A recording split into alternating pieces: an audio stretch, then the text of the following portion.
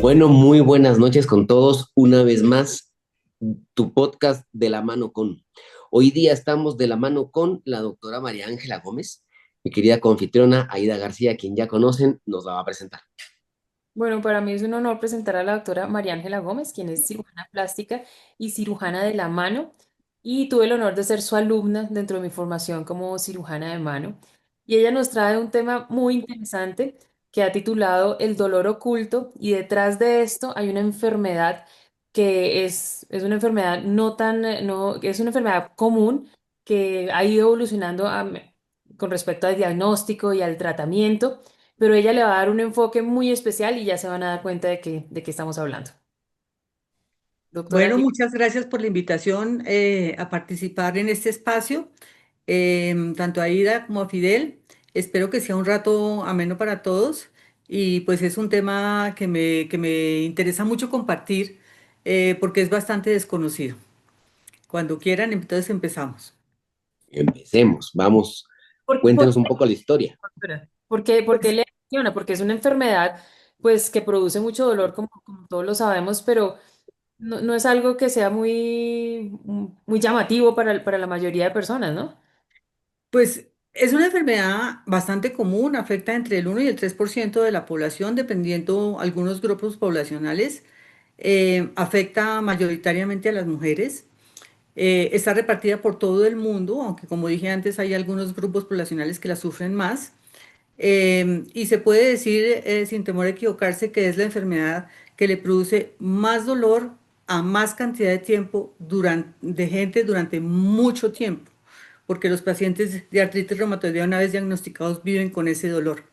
Entonces sí es una enfermedad que es bueno que la gente conozca que existe, que sea empática, porque generalmente los pacientes sufren mucho, los que padecen esta enfermedad, y porque conociéndole y siendo empático, yo creo que uno ya ayuda a las personas que sufren de la enfermedad. Entonces sí, pues es un tema importante que tratar. Y hay una parte muy, por eso el dolor oculto de esta charla es el título de esta charla, porque hay una parte que me interesó a mí hace unos años que no tiene relación directamente con lo que es el diagnóstico, tratamiento y toda la enfermedad, sino con su historia. Y me interesé porque mi mamá fue profesora de historia del arte durante muchísimos años y le tocó hacer la transición de las diapositivas a el computador, a dar sus clases en computador. Y ella no pudo hacer esa transición. Entonces la encargada de montarle las clases era yo y yo se las ponía al principio en unos disquetes para que ella le pusiera a sus alumnos que le pusieran las clases ahí y empecé a mirar los cuadros que ponía mi mamá y a mirar y a mirar. Y de pronto me encontré con un cuadro que se llama El tropezón de los ciegos de Bruegel, que son 6 ciegos guiados por un ciego y el ciego primero se está cayendo entre un hueco y después se van cayendo todos los otros dentro del hueco. Es un cuadro de un realismo que posiblemente las imágenes las iremos a compartir, de un realismo aterrador, las cuencas vacías, la torpeza de los ciegos, guiados por otro ciego. Y yo dije, pero bueno, a ver, si pintaron esto tan realista, ¿por qué yo miro y miro y miro y miro cuadros y nunca veo una mano deformada por artritis reumatoidea y nunca veo los dedos subluxados y nunca veo cuellos de cisne con esa cantidad de detalle que se alcanzaba a ver en muchísimas obras de arte? Porque yo nunca las veo. Y esa fue como la semilla de yo empezar a ver por qué no pintaron la artritis reumatoidea. No está en las manos, no está en los pies, no aparece. Pasa todo el renacimiento, se ve todo ese realismo y no hay ni una sola mano reumática. Entonces empecé a mirar y a investigar y a esculcar. Entonces aprendí muchas cosas, que es parte pues de lo que creo que les interesa saber acá. Aprendí primero que en Europa no hubo artritis reumatoidea hasta muy avanzado el siglo XVIII. No hubo artritis reumatoidea que fuera verificable o que llamara la atención de los médicos que estaban tratando otras patologías reumáticas, como la gota, como la artritis degenerativa. Ese tipo de artritis inflamatoria no figuraba dentro de sus intereses porque no estaba realmente. Entonces, ¿y por qué no estaba? No estaba porque la artritis reumatoidea es una enfermedad americana. Realmente la que lo padecieron primero em, fueron los nativos de América del Norte, los indios nativos de América del Norte, en una zona muy particular de América del Norte que es Tennessee, Alabama, un pedacito de Illinois, y en esos estados, más o menos en ese sitio, es la mayor concentración de artritis reumatoidea en Norteamérica.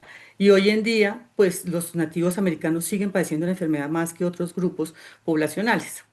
De pronto Y tiene de algo que ver ahí, con la parte señora, genética, que de pronto tendría que ver algo en genética, porque es muy raro que en todo un continente no tengan la enfermedad y solo esté localizado en América del Norte, ¿no?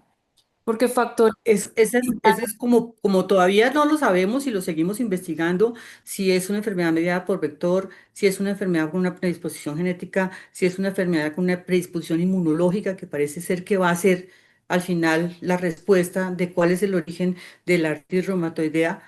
¿Por qué estos grupos poblacionales en estas localidades de los Estados Unidos, que fueron el centro y el epicentro de la enfermedad? Ya después, para el siglo XIX y XX, ya se diseminó la enfermedad, pero al principio, o sea, hace 5.000 años, que son los primeros esqueletos que se han encontrado con estigmas clásicos típicos de artritis reumatoidea en esqueletos fósiles de los Estados Unidos. Esa enfermedad estaba localizada en ese sitio y ese es el epicentro de la enfermedad. De ahí se regó primero por el resto de Norteamérica y después del descubrimiento de América, con los intercambios, con los viajes, con las cosas, empezó a ser prevalente en Europa y pasaron, la primera descripción es una descripción mexicana como de 1785. Después, hacia 1800, hay otras descripciones aisladas en la literatura europea y finalmente la descripción que todos los que trabajamos en mano y en artritis reumatoidea conocemos, que es la descripción del André Bové, que es ya 1875, una cosa de esas así. Entonces ya queda aislada como una entidad inflamatoria independiente de la gota y de las artritis degenerativas. Pero es por eso, porque no existía en el viejo continente. Entonces no la pintaron porque no había. Pero siempre hay algunas, digamos, discusiones y elucubraciones sobre si hubo, antes de que la ciencia médica la definiera y la describiera en Europa, si hubo personas con el ojo entrenado, como los pintores, que sí las vieron, esas deformidades de la artritis reumatoidea, y que la pintaron antes de que fuera descrita por la ciencia médica. Entonces ahí es donde empieza uno a mirar y a mirar cuadros y a mirar cuadros, a ver en dónde, y ya para mí, desde que empecé a cacharrear con este tema, mi cuadro es primero las manos y después el resto. Siempre. En todos los, en todos los ¿Cuál fue, cuadros que cuál miro. fue su primer descubrimiento? Primer cuadro donde usted dijo, este es un paciente de artritis Bueno, reumatoide. yo puedo decir que lo que hay sobre lo que he publicado sobre la artritis reumatoide en el arte, me lo leí. Para esta sesión, que tuve un tiempo de revisar, miré a ver si hay algo nuevo publicado que yo no supiera que hay. No, todos los artículos que ya yo había revisado son exactamente los mismos. Y hay algunas imágenes eh, muy sugestivas, pero que uno pueda decir que específicamente alguna le parece una mano clásica de artritis reumatoidea. Me parece que hay un cuadro de Jacob Jordaens, que es una señora que está parada, con una mano tiene un canasto y con la otra la tiene como así sobre la cintura, que sí veo una sinovitis de las interfalángicas proximales importantísima, veo una sinovitis de las metacarpofalángicas, un poquito de capotunne, y me parece que el artista logró darle a esa mano, que es la que está expuesta, porque la otra está cogiendo el canasto y no se ve muy bien, logró con la luz darle a esa mano la idea de que se están empezando a subluxar las articulaciones metacarpofalángicas. Ese me parece a mí, y esto es un cuadro de alrededor de 1620 o 1630. O sea, ya es después del descubrimiento de América, ya posiblemente la enfermedad sí ya estaba en Europa y no había sido definida ni aislada de las otras formas de artritis todavía, pero sí ya este pintor vio los estigmas en esa y los pintó en esta mano. Me parece que es como el primer en el que yo sí veo que claramente hubo una intención de pintar eso. No fue que se Importante, equivocaran o que se importante. descacharan y que les quedara un dedito torcido porque eran malos pintores, digamos. Claro, no.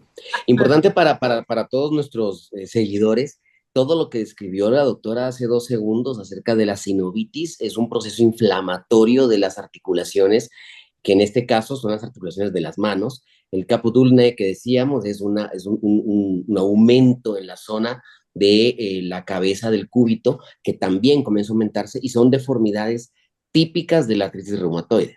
Entonces, eso es importante porque claro, eso es lo que el pintor, que no tenía un entrenamiento médico, ni siquiera había una descripción de la enfermedad, ya logró poner en el cuadro. Excelente aclaración, Fidel. Muchas gracias por hacerme caer en cuenta que esto es un espacio para el público general. Pero sí, se ve la inflamación en los dedos, se ve la inflamación en la muñeca, se ve, y el juego de luz me parece que es bien intencional.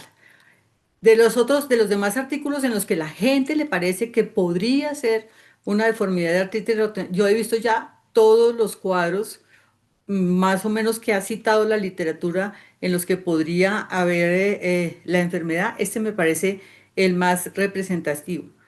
Veo otros cuadros con otras patologías de la mano, otras deformidades, muchos cuadros con artritis degenerativa, de la que tenemos todos cuando ya estamos viejitos y se nos ponen los nudillos un poquito porrudos y se nos tuerce un poquito el pulgar para adentro, veo mucho, pero sí, este sí me parece un cuadro muy, muy representativo.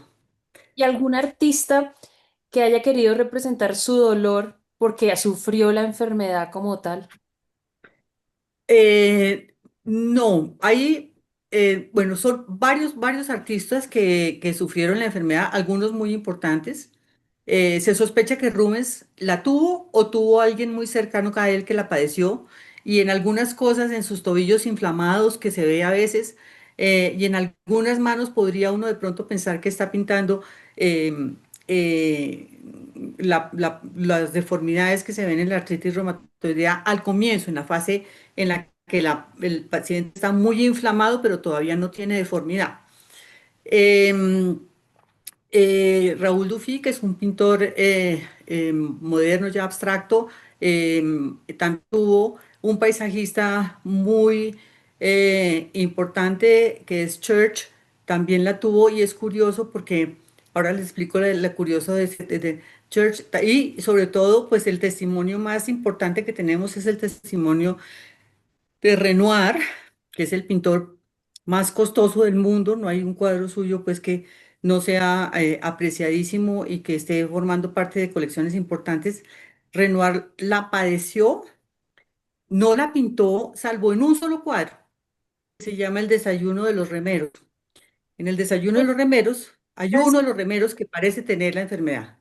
Y en Gabriela con una rosa, él también pinta los deditos como porruditos, ¿no? No, no se le ve la deformidad, pero sí son deditos como más gorditos y Como más gorditos, y como más ella inflamados, es sí. muy estética como para tener esos deditos, pero pues nunca lo describen así como que Mm. tenga la artritis Ahora, reumatoidea.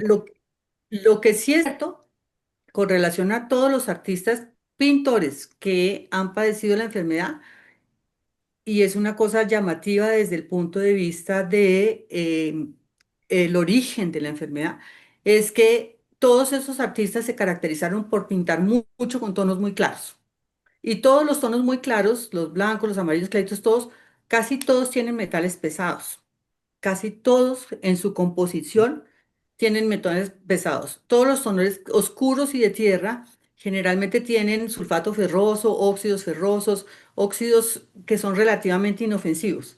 Pero todos los colores claros en general en su composición tienen sobre todo dióxido de titanio y otros metales pesados como el cadmio, por ejemplo, y se ha relacionado la presencia de estos metales pesados con la presencia de la enfermedad en estos pintores. Incluso este Church, Edward Church, que es un paisajista, mirándolos, uno diría, bueno, pero el paisaje es verdecito y tiene arbolitos y carmelito y las carreteritas y la no sé qué, no tendría por qué tener. Pero Church es un pintor paisajista que pinta muchas cascadas, muchas cataratas como con bruma blanca, pinta Ok. muchos icebergs, por ejemplo. Entonces sí, le cargó la mano, este paisajista también le cargó mucho la mano al color blanco. Y hay reportes de que en los pacientes de artritis reumatoidea, eh, en los estudios hay presencia de metales pesados, en particular el cadmio y el titanio también, en estudios que se han hecho y se han analizado de la sangre de los pacientes de artritis reumatoidea. Entonces se ha querido establecer una relación si los metales pesados indujeron algún proceso inmunológico que terminó desarrollando la enfermedad. Esos son hipótesis y son especulaciones, pero característicamente, al mirar la obra de estos artistas se ve eso y se sabe pues que estos colores tienen metales pesados. Entonces es interesante pues seguramente perseguir ese camino. Claro que eso ya no le sirve mucho a nadie, pero es una hipótesis interesante. Algo interesante de ver, por ejemplo, con Renoir, que es tan conocido, es cómo él modificó sus instrumentos para poder seguir pintando, ¿no? Todo, todo. Es un No. ejemplo maravilloso de resiliencia, de adaptación, de una persona muy inteligente con una vocación impresionante y todo lo que hizo al final de su vida fue adaptarse para seguir pintando y pintó hasta el día que se murió. No se me olvida una foto que usted tiene en Mira, su presentación que me fascina, que es como él crea algo para poder subir y bajar el lienzo, porque pues ya a él ya le quedaba muy difícil mover sus manos Sí, y también como no, para poder hacer los agarres. Y entonces, es cierto. Una de las limitaciones más importantes que tuvo fue la de su hombro derecho, que tenía muy poca movilidad. Entonces, diseñó una especie ¿cómo se llama? Es de bastidor con dos rollos, uno arriba y uno abajo, para ir enrollando la tela para un lado y para el otro, y eso le adaptó las ruedas de una bicicleta con un pedal que él podía mover así para subir y bajar el coso. También mandó a hacer unos apoyos especiales en la silla de ruedas, cuando ya no pudo sostener la paleta, mandó a hacer unos apoyos especiales en la silla de ruedas para atornillar la paleta. Él solamente usó 11 colores en toda su vida y puro al final agregó ya el negro, pero siempre usó los mismos 11 colores. Y tenía su paleta ya con sus, digamos, como muy ya establecida los 11 colores, entonces tenía su paleta puesta ahí en su silla de ruedas, atornillada al brazo de la silla de ruedas. Se amarró, primero cambió la pinza del pulgar y el índice y empezó a coger los pinceles entre el índice y el medio. Cuando ya no pudo sostener en los pinceles entre el índice y el medio, se mandó a hacer unos amarradijos que entonces por la mañana le amarraban los pinceles a la mano y con eso pintaba. Después, cuando ya no pudo mover bien el hombro, entonces se inventó lo de los bastidores. Y entonces pintó, pero en esa época, cuando ya no podía mover el hombro, pintó cuadros de gran formato, pero cuadros grandes, grandes, cuadros de metro y medio por 90 centímetros, muchos cuadros grandes. Y entonces los pintaba en cuadraditos. El testimonio existe, escrito, de que él pintaba así. Pintaba cuadraditos más o menos como de 40 centímetros por 40 centímetros. Y pintaba este, y pintaba el que seguía, y pintaba el que seguía. Se sabe que los pintaba así, pero si ningún curador de arte, ni ningún analista de obras de arte, ni ninguna persona que examine hoy con ojo crítico una obra de Renoir puede ver la diferencia en este cuadradito de 40 centímetros y el siguiente cuadradito de 40 centímetros. La perfección en las juntas es tal que no se nota. Y así pintó muchos cuadros de gran formato al final de su vida. es increíble porque para Eh, nosotros hoy, es importante mostrarles que o explicarles que la artritis reumatoidea deforma tanto la mano que para un paciente se le dificulta hasta coger un tenedor o una cuchara.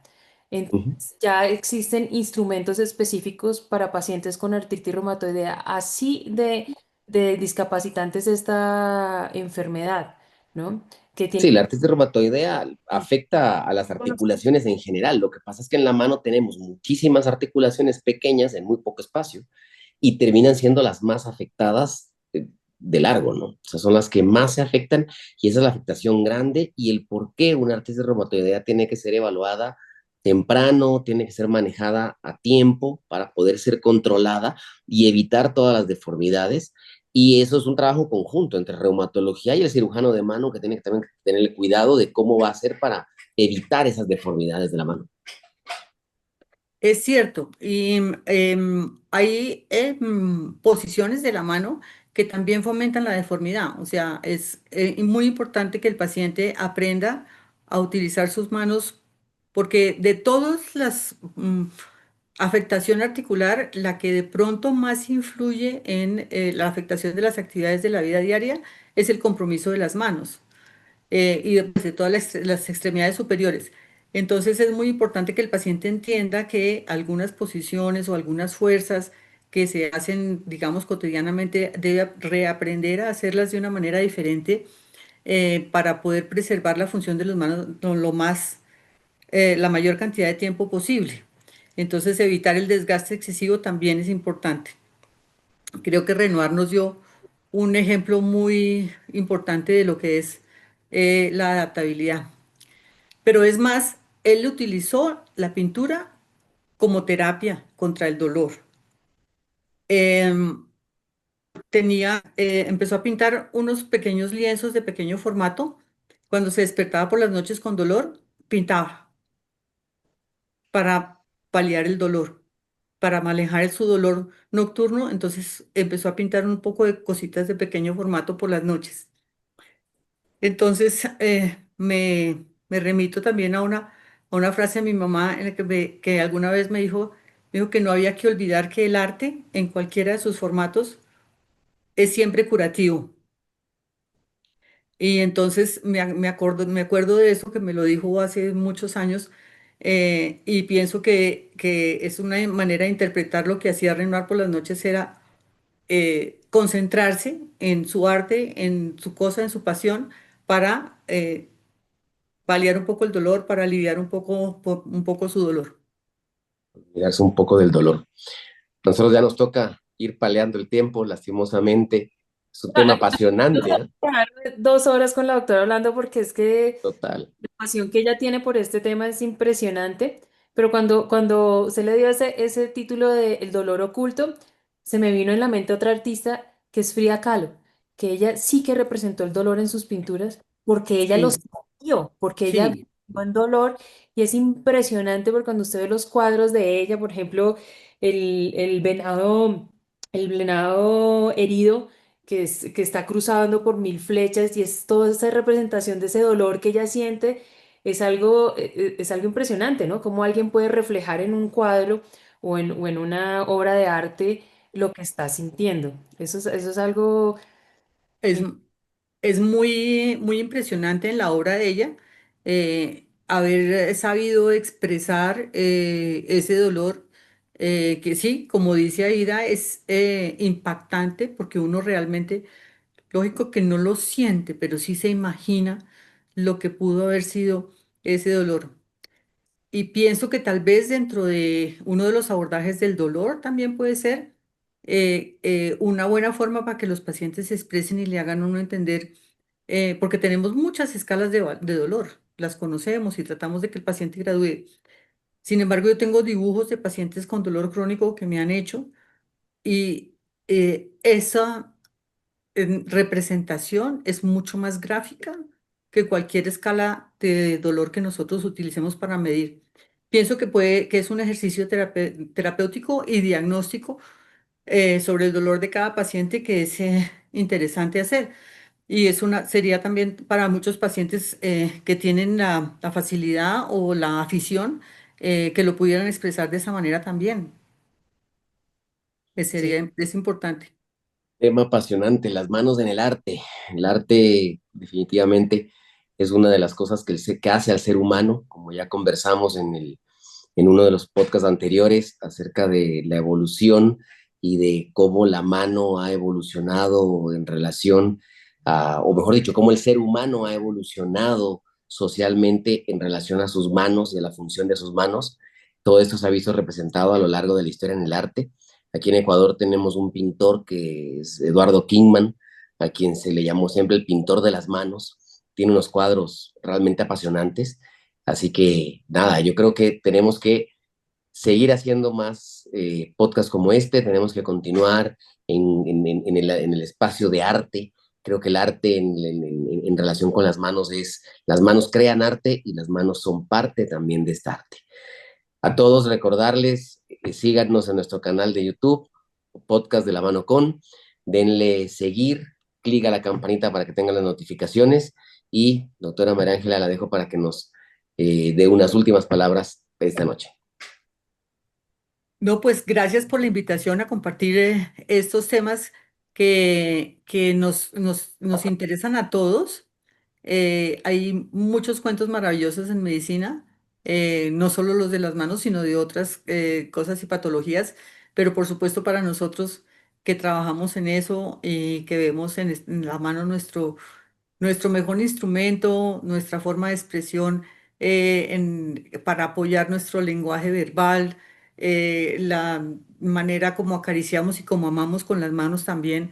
em, no podemos desprendernos de ninguna de sus funciones ni de las maravillas que tenemos todos los días para nuestra vida en esas manos que debemos apreciar y querer tanto.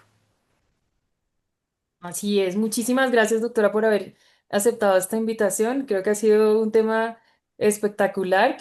Yo creo que nos va a tocar volver a invitar a la doctora para que nos siga hablando de esto porque la pasión que ella le pone Tengo es... otro tema importantísimo, ¿Sí? ¿Cuál? sí, la simbología de la mano. Lo vamos a tener en cuenta. Es excelente. Tomado en cuenta, spoiler adelantado para todos nuestros seguidores. Bueno, Mil ok, gracias. que Sí, estén por muy favor. bien y muchísimas gracias por esta invitación tan rica de verdad. No, muchas gracias a usted por participar y no se les olvide dar clic en la campanita y seguirnos en el podcast. Y si tienen algún tema que quieran que tratemos, por favor avísenos y nos escriben en los mensajes. Un abrazo para todos y, ¿cómo era? Así, no, así es, eso. Haciendo simbología con las manos. Bueno, hasta luego. Hasta luego.